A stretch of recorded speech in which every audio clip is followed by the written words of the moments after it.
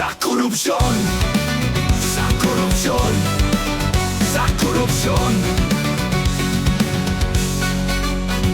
So many people sat in that chair.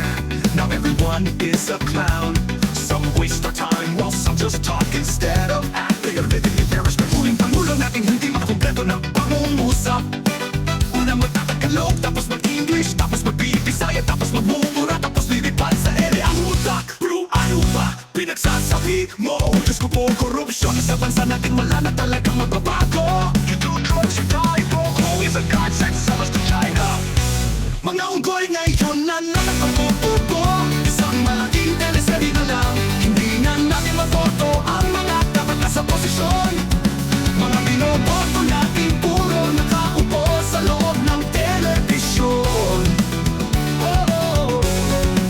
Tara gawin pa natin kakawa-kawawa. Bansa natin sa susunod niya, magre-reklamo tayo sa korupsyon, sa korupsyon, sa korupsyon. Sana maayos din ang bansa.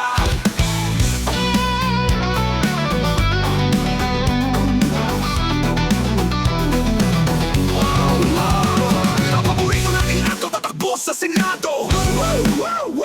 Isn't it amazing we are now voting for someone who has zero credibility in politics? Oh look, hey, you will host a game show tatakbuhin, even though he literally bullied his staff by doing a small mistake.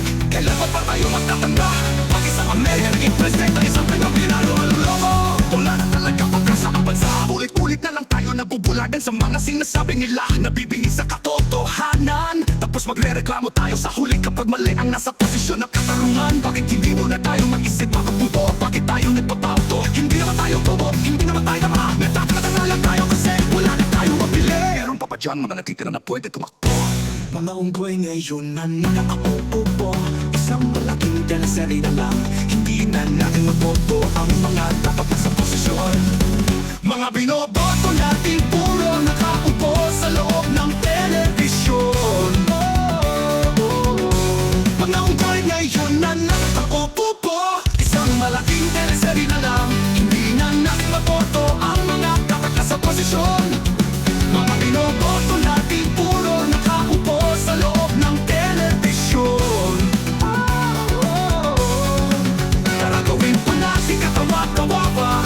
Bansa lagi sa susunod niya, magre-reklamo tayo sa korupsyon, sa korupsyon, sa korupsyon.